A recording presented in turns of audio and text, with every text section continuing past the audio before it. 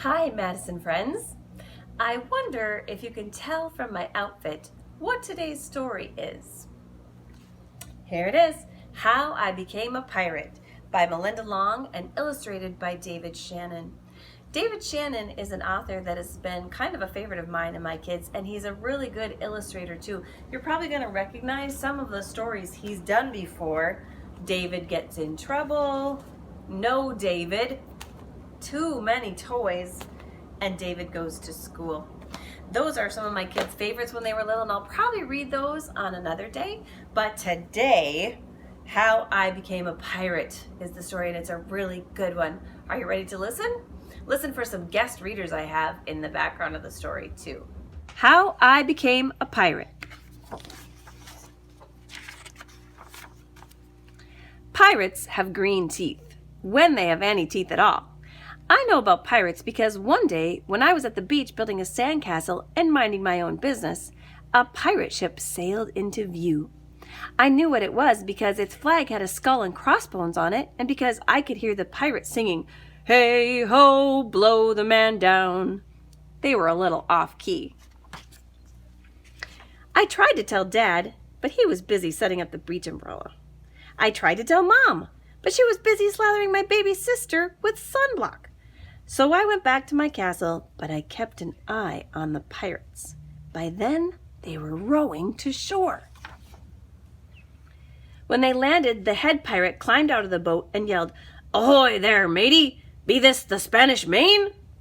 "No," I said. "This is North Beach." "Shiver me timbers," the pirate said.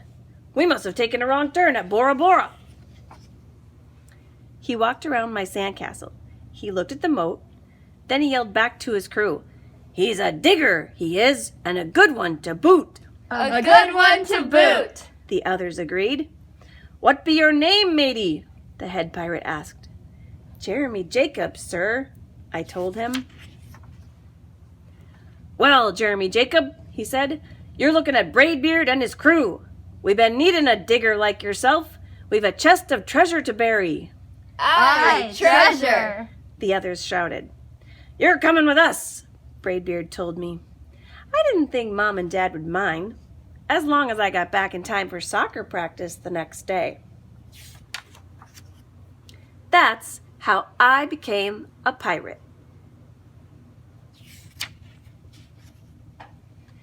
As soon as we were on board, Braidbeard showed me the chest of gold and jewels. "Got to find a safe place for this here treasure. It's high time we were off," he announced. we're off, we all shouted, and then we set sail. There was plenty to do on board. The pirates taught me to sing sea chanties, the louder the better, and to say real pirate stuff like landlubber and scurvy dog. By dinner time, I could speak pirate perfectly. I also learned pirate manners. Braidbeard pounded his fist on the table and yelled, "Down the hatch, me laddies!" down the hatch, we all shouted. Braidbeard gulped his food and said, "Hand over the meat!" the meat, we all roared. Nobody told us to finish our spinach, there wasn't any, or to chew up your carrots, they weren't allowed on board.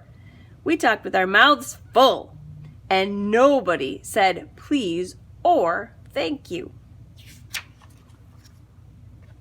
After dinner, I tried to teach the pirates to play soccer. Braidbeard kicked the ball and yelled, "Arg, soccer!" arg, soccer, the crew yelled. Then everybody dove for the ball at once, and it rolled right off the deck. "After it, me hearties!" Braidbeard commanded. after it, we all whispered.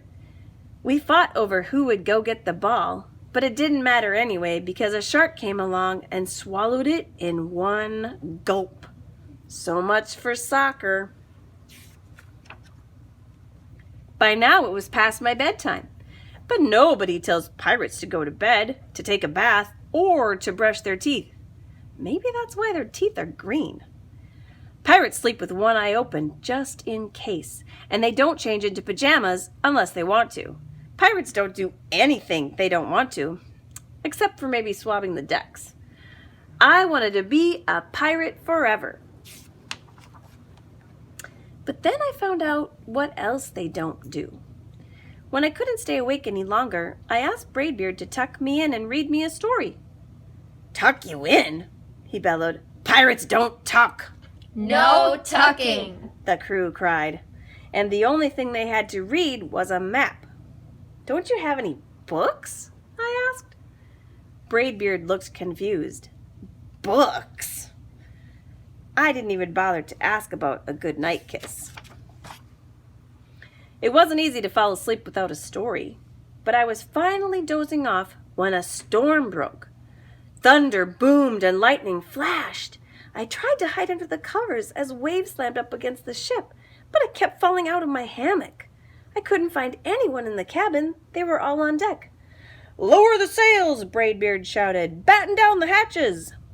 Everybody ran around yelling and lowering and battening. Nobody had time to sit close and tell me it would all be over soon. Nobody even noticed me. I decided that I didn't want to be a pirate after all. Just then, flash, crash, crack. Lightning hit the mast and it split right down the middle. "What'll we do now?" yelled one of the pirates. "We'll have to turn back," called another. "But the treasure!" hollered Braidbeard. "Where will we bury the treasure?" I stepped forward. "Maybe I can help," I shouted over the wind. "I think I know the perfect digging spot."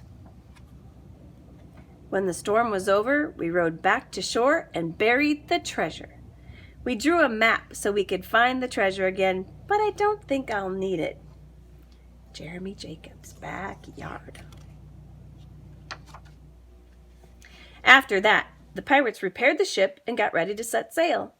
Before they left, Braidbeard handed me a flag and said, "You make a fine pirate, Jeremy Jacob. Guard that treasure well. We'll be back to get it soon enough." Soon enough. The crew repeated. "And if you ever need us," Braidbeard added, "just run the Jolly Roger up yonder pole." Up yonder pole. The others shouted. "And maybe I will. But not today. I have soccer practice." Well, what did you think of today's story? Did you love it as much as I did? This might be one of my very favorites.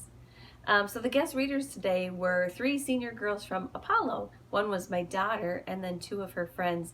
Like you guys, they aren't going to school either and they're missing their friends and their teachers, but I also know that they are reading at home. And I hope you guys are reading at home. If you're not, if you can't, if you don't have any books at home, keep listening to my stories. I love you and I miss you and I hope to see you soon.